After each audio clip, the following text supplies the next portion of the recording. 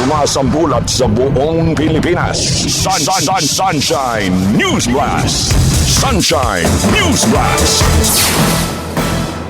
Alas 6:33 na ng umaga at ang oras na yan ay hatid sa inyo ng Angel's Pizza Lucao. Samantala dako naman tayo sa ating mga national news. Malacanang itinanggi ang communication records sa laban kay PBBM. Ang buong detalye ng report yan ihatid sa inyo ni kapartner Cresilyn Catarong. Hindi na bago sa Pangulo ang bigyang intriga mula sa mga taong nais siyang patalsikin sa pwesto.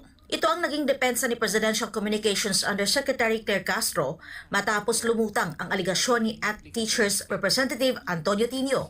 Ayon kay Tino, nakakita siya ng mga communication records mula December 2024 hanggang July 2025 sa pagitan ng Pangulo at ni Presidential Legislative Liaisons Office Chief Adrian Bersamin. Ang mga record na ito ay nagpapakita raw ng direktang kaalaman ni PBBM sa mga budget insertions at kickbacks mula sa flood control projects. Pero giit ng Malacanang, ang mga ganitong paratang ay walang katotohanan at binigyang diin na kasalukuyang nakatuon ang Pangulo sa mga isyong pang-ekonomiya. Dagdag pa ni Castro, mas pinipili ng Pangulo na ipaubaya na lamang sa mga investigating bodies at sa korte ang pag-iimbestiga sa isyu ng flood control. Matatanda ang unang napaulat na hawak umano ni Batangas Representative Leandro Leviste ang palitan ng text messages ni na PBBM at dating Undersecretary Bersamin tungkol sa bilyong pisong halaga ng budget insertions, kabilang ang isang 8 bilyong pisong cash delivery. Bukod kay Tino, pinalulutang din ang pangalan ni Caloocan Representative Edgar Erice at ilan pang mambabatas na may alam din umano sa naturang communication records.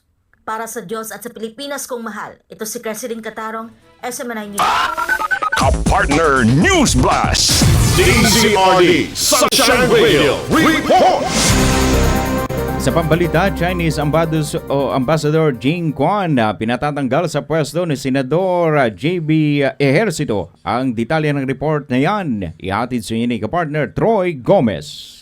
Sa gitna ng umiinit na tensyon sa West Philippine Sea, hindi lang sa gitna ng karagatan umiinit ang tensyon. Pero dito sa Senado, mariing kinwestiyon ng isang senador ang presensya ng mismong kinatawan ng Beijing dito sa Pilipinas. Tahasang sinabi ni Senador J.D. Ejercito na mas makabubuting palitan na ang Chinese Ambassador sa Pilipinas. Ayon sa Senador, tila lalo lang ginagatungan ng mga opisyal ng embahada ang sigalot sa halip na ayusin ito.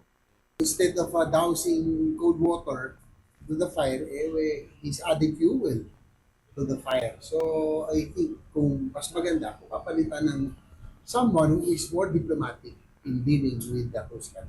Sa tanong kung dapat bang palitan ng Chinese Ambassador, iginit ng Senador na hindi nakatutulong ang kasulukuyang opisyal sa pagpapabuti ng ugnayan ng dalawang bansa. I don't think he is, they are, the current embassy officials of China are improving or helping improve the relationship between China and the Philippines. So, Aminado sa ehersito na nasira na ang relasyon dahil sa tensyon sa West Philippine Sea. Pero aniya, dapat gawin pa rin ang lahat para sa isang diplomatikong paraan. damage na nga yung ating relasyon dahil sa West Philippine Sea issue. Dapat sana, we exhaust all diplomatic means. Yun naman tayo We do not want war. Nilinaw din ng senador na ang kanilang tindig ay hindi para mag-udyok ng gyera. Una rito ay naglabas ng pahayag ang Chinese Embassy. Sa isang matapang na pahayag, iginiit ng kanilang spokesperson na sila ang binabastos at tinatakot ng ilang senador. Tinukoy pa nila ang umunoy bastos na pahayag ng isang senador sa plenaryo laban sa Chinese diplomat. Ayon sa embahada, tinawag umuno silang bully, bad guest at troll farm, mga bansag na anilay hindi nagpapakita ng respeto. Iginit din ng Chinese Embassy na hindi nila sinusubukang patahimikin ang Senado, kundi tumutugon lamang sila sa mga anilay maling paratang. Sumagot naman si Senate President Vicente Soto III. Ayon kay Soto, tila nais umunong patahimikin ng Chinese Embassy ang Senado sa pagtawag dito na hypocrites at ignorant. Dagdag pa niya, kung may pag-uusap tungkol sa respeto, dapat ito'y parehong panig ang nagbibigay. Sa gitna ng bayan, nananawagan naman si Senador Robin Padilla ng mas mahinahong tono. Ayon sa kanya, dapat sundin ang direksyon ng Pangulo pagdating sa foreign policy. Firm and diplomatic. Yan ang sabi ng Pangulo, siya ang author dapat ng foreign policy natin. So, susunod tayo sa kanya. Huwag tayong maging bastos. Dagdag pa niya, hindi rin anya sinang-ayunan ang ilang hakbang na maaring magpalala ng tensyon tulad ng paggawa ng caricature laban sa lider ng China. Mula dito sa Senado, para sa Diyos at sa Pilipinas kung mahal. Troy Gomez nag-uulat, SMNI News. Kapartner News Blast. Samantala, reaksyon naman ng Chinese Embassy tugon sa galit ng mga Chino sa caricature ni Tariela kay President Xi. Ayon sa isang grupo, ang detalye ng report ni ating senior partner MJ Mondihar. Ano rin yan, kaibahan sa kultura. Wala raw sa kultura ng mga Chino ang batikusin ng kanilang mga lider. Ito ang assessment ng Chinoys for Good Governance sa World War ngayon sa pagitan ng ilang senador at ng Chinese Embassy dito sa bansa. Sa panayam ng SMNI News, ipaniliwanag ni Teresita Ang Si ang pagkakaiba ng mga Pilipino at Chino pagdating sa pagpuna sa mga opisyal.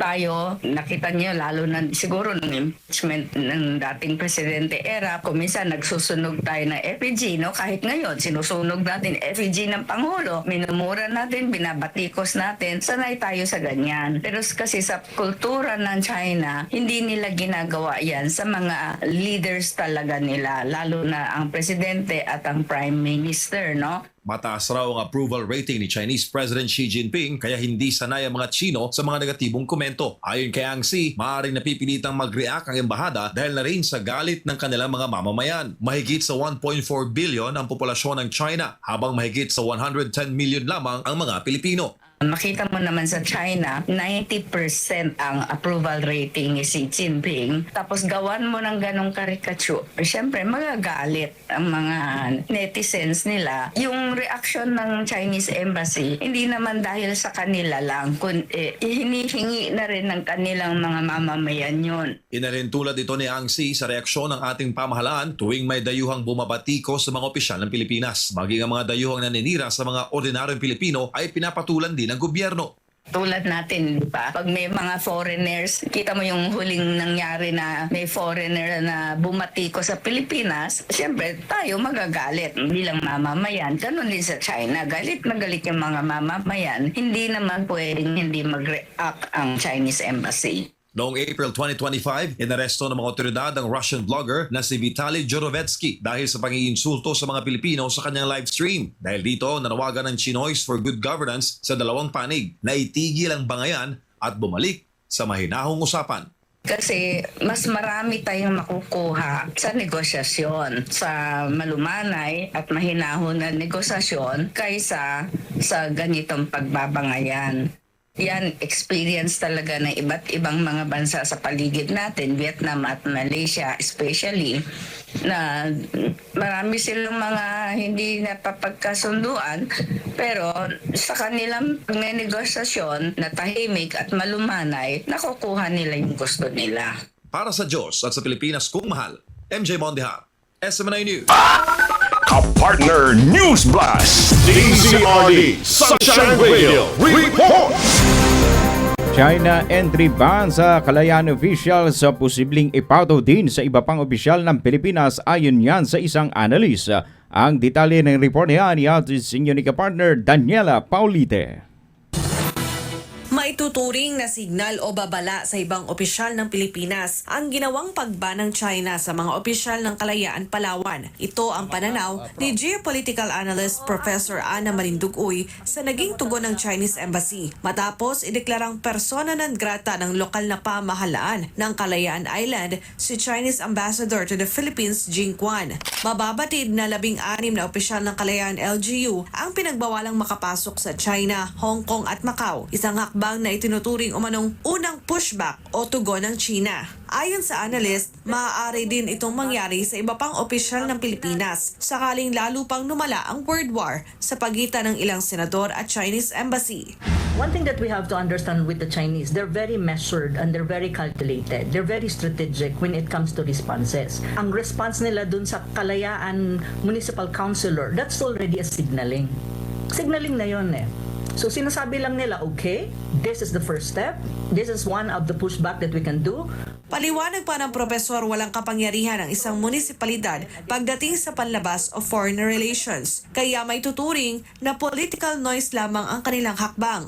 Bukod pa rito, ang pagdeklara ng persona non grata ay mabigat na hakbang na karaniwang itinuturing na huling opsyon sa diplomasya. Tanging ang Pangulo lang din sa pamamagitan ng Department of Foreign Affairs ang maaaring magpatupad nito laban sa isang diplomat. Under the 1987 Constitution, foreign relations are an executive power. LGUs have autonomy in local governance, not sovereignty. Even provinces do not have external personality in international law. Thus, even if politically loud, a municipality declaration does not alter diplomatic accreditation, immunities, and ambassadorial status. Samantala, mainam naman umanong hakbang na nagtalaga ang Department of Foreign Affairs ng tagapagsalita para sa Maritime Affairs upang maging malinaw at iisa ang tinig ng Pilipinas sa mga sensitibong usaping pandagat. Hudyat din anya ito na manahimik na ang ibang opisyal sa pagbibitiw ng pahayag upang hindi na lalong lumala ang tensyon.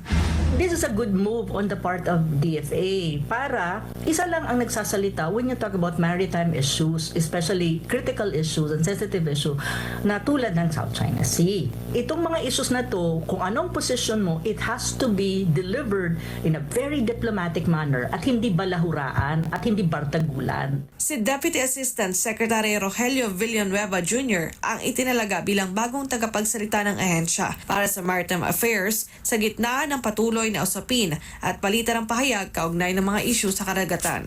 Para sa Diyos at sa Pilipinas kong mahal, Daniela Baudita, SMNI News. Kapartner News Blast, DZRD Sunshine Radio Report. Revilla naghain ng depensa. Mga nag-aakusa, binanata na paano daw sila nakakatulog. Ang detalye ng report yan iatid sa inyo ni kapartner Margot Gonzalez. Escorted na mga tauhan ng PJMP si dating Senador Bong Revilla Jr. nang dumating ito sa DOJ para sa pagdinig hinggil sa plunder complaint na isinampalaban sa kanya ng National Bureau of Investigation o NBI.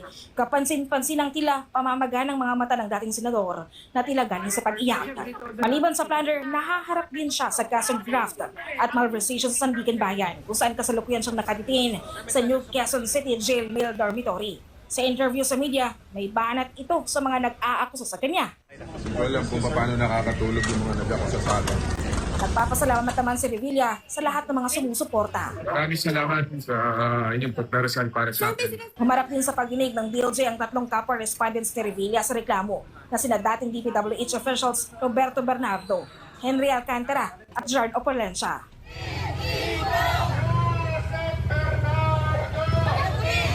Ang mga supporter ni Revilla na pumesto sa labas ng DOJ, nanawagan na sila Bernardo at Alcantara dapat makulong at hindi ang dating senador. Naniniwala mga supporter na walang kasalanan si Revilla. Matapos ituro ng sinungaling na daliri ni Yusek Bernardo si Senator Bong Revilla upang pagtakpan ang lahat ng maanumalyang ginawa nito at iligtas ang kanyang sarili, iligtas ang kanyang mga kasalanan. Kung sino na lamang ang itinuro ni Yusek Bernardo ay siya na lamang ang biglang kakasuhan. At kung sino pa ang siyang promotor at magnanakaw ay siya pa ngayon ang nasa ilalim ng Witness Protection Program ng gobyernong ito. Ayon sa legal counsel ni Revilla, naghain na sila ng depensa kontra sa reklamo. Wala umanong elemento ng krimen sa isinampang reklamo ng NBI, lalo pat wala namang naipakitang ebidensya ang complainant. Wala po silang kopya ng kahit anong dokumento o ebidensya na magpapakita na kahit man lang pangalan o perma ni Senator Bong na magsasabi na involved siya doon sa mga projects na yun.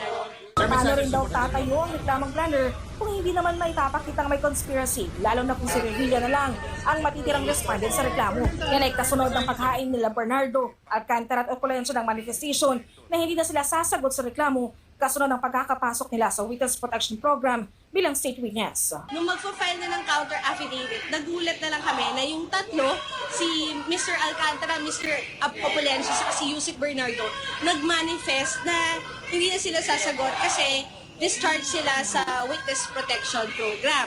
So nakakapagtaka, 4 na respondents, 3 nasa Witness Protection, 1 lang matitira. Tapos, ngayon namin nakita dun sa sinamit nilang dokumento na November pa pala naka-discharge ng state witness tong si si Yusek Bernardo, tapos si Mr. Alcantara December.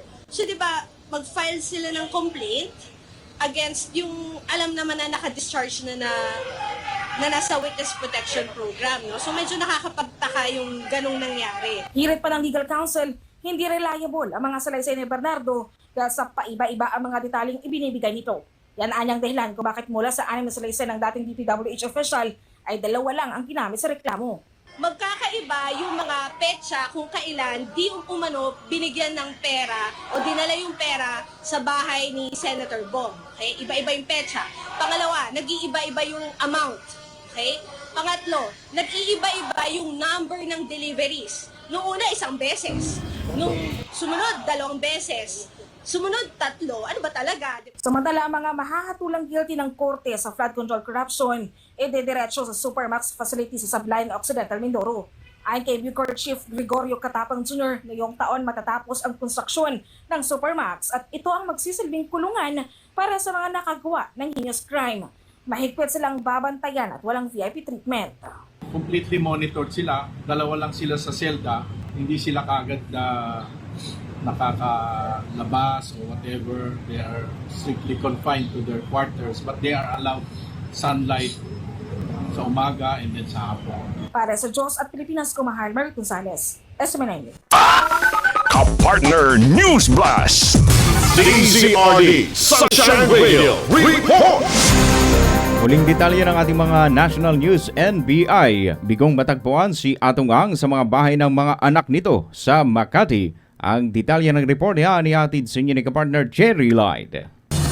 Bandang alas 11 ng umaga nitong Huwebes nang pumasok ang mga ahente ng National Bureau of Investigation sa isang exclusive subdivision sa Makati City upang isilbi ang warrant of arrest. Ang 2 bahay na pinuntahan ay pagmamay-ari ng mga anak ni Atong Ang, pero nabatid na wala roon ang akusado maging ang kanyang mga anak. Ayon kay NBI spokesperson Palmer Malyari, bahagi ng kanilang standard operating procedure ang masusing pagbeberipika sa bawat impormasyong natatanggap ng ahensya bago magsagawa ng operasyon. Ipinaliwanag ng opisyal na kung ang isang impormasyon ay itinuturing na credible at believable, agad itong sinusuri, biniberipika at kung kinakailangan ay pinasa sa ilalim sa surveillance. Dahil sa mga natanggap na impormasyon, tinungo ng mga operatiba ang tira ng mga anak ng akusado sa isang high-end village sa Makati, subalit wala roon si Ang. Ayon pa kay Malyari, asahan na ang pananahimik ng mga kaanak ng isang pugante. Kasi unang-una, sabi ko nga, logical kasi that the immediate family will not be giving information as to the whereabouts of a family member na nagtatago from the law, despite of the fact that there is a warrant. Inamin din ng NBI na marami na silang lugar na nabisita sa kanilang paghahanap. Ngunit nilinaw na ang mga visit ay hindi nangangahulugang agad na pagsisilbi ng warrant. Sa halip, maingat at kadalasang discreet ang ginagawang verifikasyon upang matiyak ang katotohanan ng impormasyong ibinibigay ng mga informant.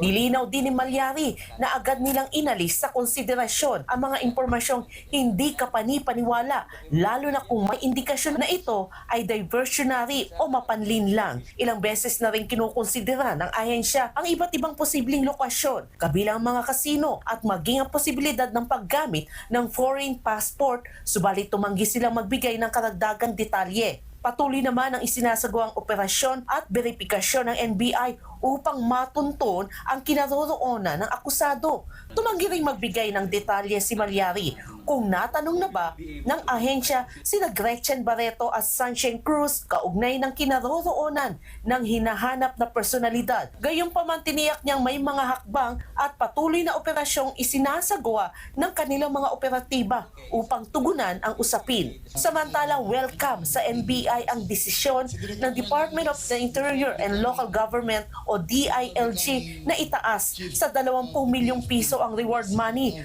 para sa sinumang makapagbibigay ng mahalagang impormasyon kaugnay ng kinaroroonan ng akusado. Ayon sa ahensya, posibleng mas dumami pa ang credible information na kanilang matanggap dahil sa mas mataas na pabuya. Nagbabala rin ng NBI sa mga nagbibigay ng maling impormasyon lalo na sa ilalim ng SIM Card Registration Act. Ayon kay Malyari, halos lahat ng aktibong SIM card sa bansa ay rehistrado na kaya't kaya nilang tukuyin kung sino ang nagbibigay ng maling tip sa mga otoridad. So, ang warning namin dito is we are able to verify, we will be able to verify kung sino-sino kayo. Kaya sana naman ang aming pong paalala, huwag na lang magpadalan ng mga peke na mga information because we will be able to verify. Para sa Diyos at sa Pilipinas kong mahal, Cherry Light, SMNA News. Kapartner News Blast! Pilipinas! Sa ating Ronda Pilipinas, Department of Agrarian Reform o DARA nakipagdialogo sa 130 ARBs sa Pampanga. Ang detalye ng report niya ni atid sa inyo ni kapartner Sheila Balog.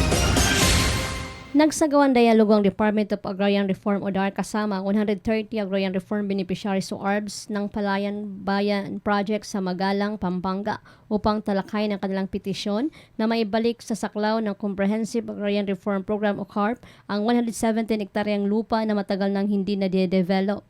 Pinangunahan ni DAR Central Zone Regional Director Eric Luna ang talakayan na nagbigay ng gabay at suporta sa mga ARB upang maisulong ang kanilang karapatan sa lupa.